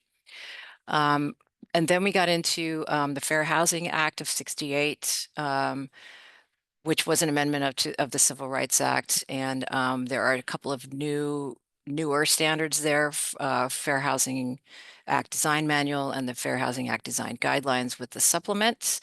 And then the Americans with Disabilities Act in 1990 and the 2010 ADA standards for accessible design that are the design standard for that.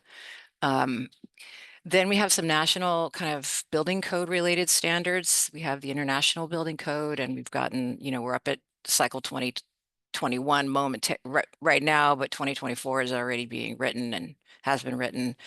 And then recently, the ICC A117.1 standard has been adopted by the state, the 2017 version. We are in Seattle a little bit behind on that. I think we're adopting the 2017 standard here soon. Excuse me, soon, but 2009 was the one prior to that. So these are some of the kind of frameworks that we are kind of required by law to comply with. Some of them are civil rights related and some of them are really building code related. But within that, we also have a bunch of design frameworks that I think touch on universal design. And I think they all kind of have this one thing in common, which is to try to increase the tent size, making sure that folks at every level, at every ability, every walk of life has safe, usable, comfortable places to reside. And so some of the other frameworks that kind of touch on those things are inclusive design, which is more kind of geared towards addressing folks with sensory variation and making sure that we're not just assuming that there's a standard of ability across not just like mobility standards, but also sensory variation. And then some of the things that inclusive design also benefits are things like affordability and equity and environmental sustainability. So you can benchmark against those things, even though they're not specifically called out for in this inclusive design framework. This particular example is from the Kelsey and Mickelton Architecture, and they have this kind of design manual where they do detail sheets of how you can provide more inclusivity in your projects.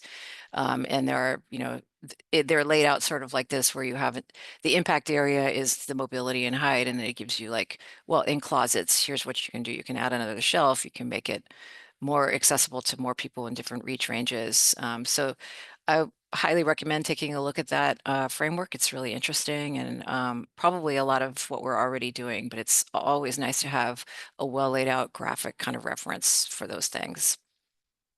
Trauma-informed design is another one of the design frameworks that I think we try to work within. A lot of our clients are working with folks that are coming from trauma or are in it. And so we are trying to create spaces that are calming, safe, well lit, easy to provide privacy and public experience at varying levels. There are a couple of different trauma-informed design frameworks that I'm aware of, and I'm sure there are more even out there. But this one here is from the Preservation of Affordable Housing folks.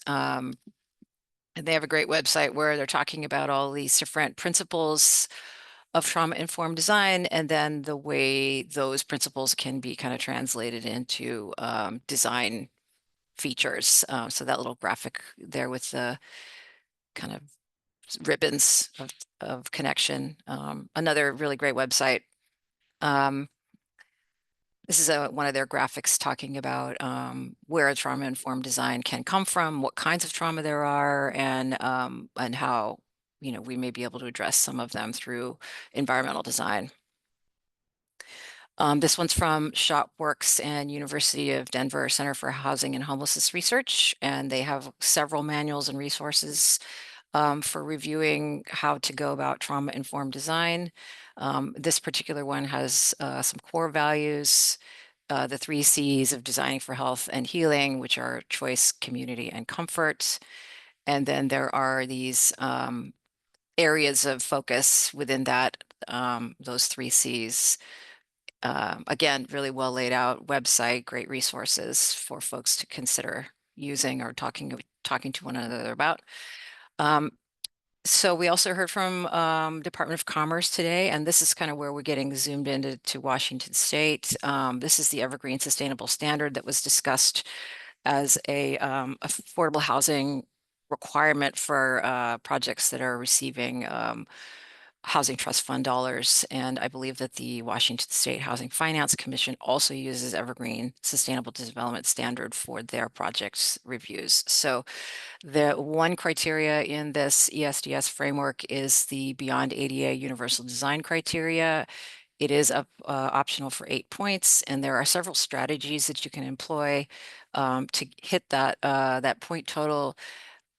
Very closely aligned with the universal design principles. So on the left-hand side, you're seeing these options through the ESDS universal design criteria, and on the right is the universal design principles. And so there's a lot of overlap about equity, ease of use, human error, minimum physical effort, flexibility, those kinds of things. And so without doing too much more into that, I'm going to get into a few kind of areas where we're really looking at universal design more closely. And so under equitable use, we're trying to create high levels of natural and artificial light so that it is easy to make your way through spaces, using gender neutral restrooms in common areas, and then creating permanent essential amenities such as drinking fountains, seating, toilets, etc., for interior and exterior spaces. Principle 2 is for flexibility. In building entries, we're trying to create approachable, welcoming, and easy to identify spaces, accessible without the use of stairs, covered seating, greenery and lighting, and prominent exterior signage. Paths to and from the project site, we're looking for auditory and visual signals, crossing times. We want clear signage. We want multiple routes in and out, including ramps, flat spaces, places to pause along the route, and then connections to greater transit opportunities, including public transportation and biking and strollering and wheeling. Streets and paths, you want them to be nice and wide, smooth, maneuvering spaces, and then again, pause places where you can find them so that folks can rest. Principle 3 is simple and intuitive use. And here we're looking at circulation patterns that are logical and navigable throughout projects, paths from the dwelling unit to transit and other frequently used areas. Signage and wayfinding should be clear and free of jargon, multilingual if possible, and using illustrations so that there are language barriers are not as strong of an issue. Floor finishes, we want them to be plain and matte, not too reflective. Don't want too much glare in there. And then we want neutral patterns where possible, particularly in the flooring, so that it doesn't become a thing that draws your attention and makes your balance go off. Principle 4 is about perceptible information. And here we want environmental controls that really kind of address multiple modalities. So visual, audio, touch. Flooring should be slip resistant. And again, with the conversation we had with Habitat just recently with the blocking in the walls before you install all the finishes, he's right. You can't really install this blocking after all the drywall's on. So if you've got space and you got pieces of wood hanging around, you might as well stick them in the wall because it can be very handy. Principle number 5 is a tolerance for error. So you want to create opportunities for people to make mistakes and not have it be harmful to them. Towel bars being blocked and rated for fall protection is a great one. This is not one of those ones, this illustration here, unfortunately. Faucets that are anti-scald, and also sometimes that are timed or that will turn off automatically for folks who may or may not remember to turn off their faucets. And then principle 6 is around low physical effort. So trying to create sloped surfaces that have grab bars and railings as needed, edge protection as well, lever handles, doors that are nice and wide. 32 inches is what the code says, but 36 inches is really what you should be doing. 32 inches is kind of skinny. And in this particular illustration, we're seeing a high and low peephole, which is great for folks who are different heights or in wheelchairs, or there are kids in the home. Using grab bars in showers and in tubs. And installing all of the grab bars, because sometimes they're not always required to be installed. You can put the blocking in there and not actually have to install the grab bars. But if you can, you should install the grab bars from day one, because even if a person isn't in a wheelchair, having a grab bar in the shower is kind of a nice deal. Okay.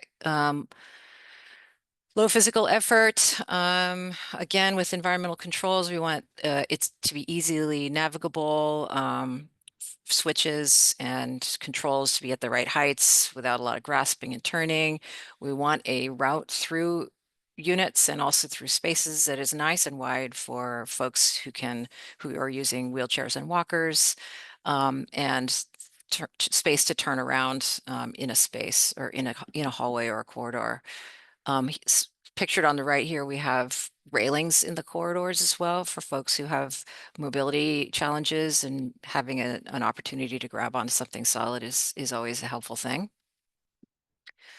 And then principle 7 is appropriate size and space for approach and use. The recent ICCA 117.1 issuance has a wider turning circle in it. It's 66 inches, not 60 inches. And that is in recognition of motorized wheelchairs becoming more and more prevalent, and they're much larger and they just need more maneuvering space. So we're trying to create larger, wider spaces for those mobility devices. Creating storage space for those wheelchairs and walkers, and also creating turning space in tight rooms such as bathrooms is really important. We have, because we're trying to do all the things for all the people, there are always places where we have conflict. And in recent memory, for me at least, we've had conflicts between the National Electrical Code and accessible requirements for receptacles and outlet placement. So the electrical code requires receptacles in a kitchen every no space no farther apart than every 4 feet. And oftentimes when you're using a U-shaped kitchen or a galley kitchen, some of those receptacles end up in the corner and they are not within the reach range for accessibility. And so you have the electrical code telling you have to put something there, and you have the accessibility regulations telling you that you can't. So you have to try to work out how to meet both of those standards and still provide functionality in the space. So on the right, there's some tricky little bits here, including appliance garages and receptacles and drawers. I've seen them wire mold on the face of cabinets. And so you try to address some of these issues in the best way possible, but it sometimes requires some creative thinking. The no curb shower is a great accessibility feature, except for when a person forgets to turn off the shower or the room floods, and then you have water running out of the bathroom and in through the unit and then out into the corridor and down into an elevator shaft where it then turns off all of the emergency services. So there are real conflicts between creating low barriers for use and then safety and tolerance for error. So even within a universal design, you can try to do both things, and sometimes you may not, you may fall short. So the trick here might be to add more floor drains in the room or floor drains at the elevator lobbies, but these things happen. And the more we learn about them, the more we can create safety features. Another one is kitchen sink depth versus knee space. So if you're trying to create a workspace at a kitchen, there's a minimum knee space requirement, knee and toe space requirement. And then what ends up happening with lowered countertops is that the kitchen sink has to be very shallow, which means that your spaghetti pot doesn't get washed in that kitchen sink, or it doesn't get washed easily. So these are things that are just, they don't seem like a big deal, and then they are for the person who actually lives in those units. And that's it. I'm trying to wrap it up here real quick. So I appreciate everyone's time, and I'll send out my slides. Happy to chat with you about any of this if you'd like. And that's time. Thank you, Rumi. And yes, universal design is for everyone. I want one of those appliance drawers that you were just showing off. That would be wonderful. Are there any questions for Rumi? I have a question. In conversations I've had about universal design and multifamily housing, there's this push and pull between like having enough space in units and like packing in as many units as possible to make it feasible to develop. So I was just wondering if you could, I don't know exactly what my question is, but if you could talk about that tension and if there's anything like local governments can do to support builders. Like I've been trying to think of different incentives local governments could implement, and I'm like, oh, well, maybe if they provide this number of like doing like more a larger percentage of accessible units in a multifamily building, then like you get an extra floor or something. Like yeah, can you just talk about that tension and anything that would be helpful to support that? Yeah, there is tension. And Dorsal's heard me say this before. I think that there's a fundamental flaw in funding models for affordable housing, in that they do it per unit or per square foot, and it really should be per person served or housed. And if you were to do it that way, I think you would find that the size of units may or may not get smaller or larger, but the number of people you house, I think, is more important than the size of the unit. And so that's my soapbox moment here. But I think you're right that there's a tension there, but there's also within that tension, I think you can create reasonable size units. If you're creative and if you're thoughtful about it, and you know, for instance, you can create a 1-bedroom unit that is large enough to be a quote unquote a type A unit, and it's still, you know, it's potentially slightly larger than something that you would build for a type B unit. But if you stack it all the way up, you've got some efficiencies in construction. You have your plumbings that's stacking, you have all of your bearing walls that are stacking. And so there's an argument to be made for not switching up the box just because you can get smaller with one unit type versus another. So I think if you're strategic about it, you can create efficiencies that allow for more generous spaces within the units, and then also to create unit density, because unit density is important. And, you know, just having an elevator in a building increases accessibility. Like just, it goes from only the ground floor to all of the floors above, right? So just by adding an elevator and creating that density, you're inviting more accessibility into a building. And so there's a duty there, I think, to create that accessibility within the whole building, not just the common areas and, you know, 1 or 2 spaces. So I think there's a way, but I think, and also the other thing about universal designs is it's not just about accessibility, it is about some of these other things, and those things may or may not cost more, and they may or may not affect unit density. Yeah. Thank you. I'll probably follow up with you with more. Absolutely, please do. questions. Love to.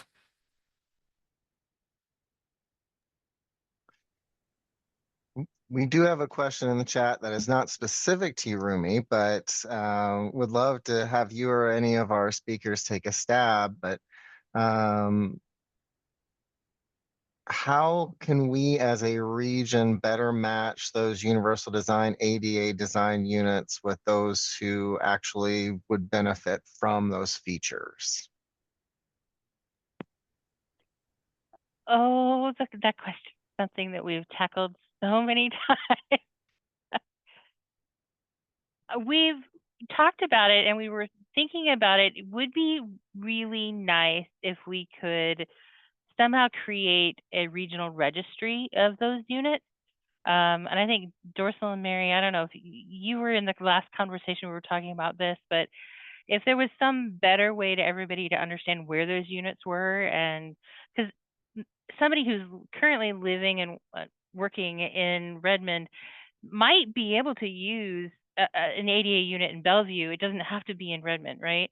And so as we start to have a bigger network and getting those units near our transit stops, they don't necessarily have to be like at the Redmond light rail station. They could be, you know, at one of the other light rail stations. So I know that was something that we've talked about in the past, is there's a way that we can just better network and coordinate and tell each other, and then have some sort of internal processes. But I don't, Dorsal and Mary, do you remember that last conversation? I can't remember who was in the room for that one. I don't think I was there. I'm not sure I remember. I think I'm mixing it up with another conversation I had with a developer or a property manager that talked about like one way in my kind of amateur thought is just by increasing the number of units on site, because it sounds like one of the challenges from the property manager side is, you know, you can't keep a unit empty waiting for the right fill. Like even just Right. myself, my apartment that I rent personally is an ADA apartment. I don't need those features, but it was what was available and they were renting it first come first serve. And so the more units there are, the more likely there are to be available.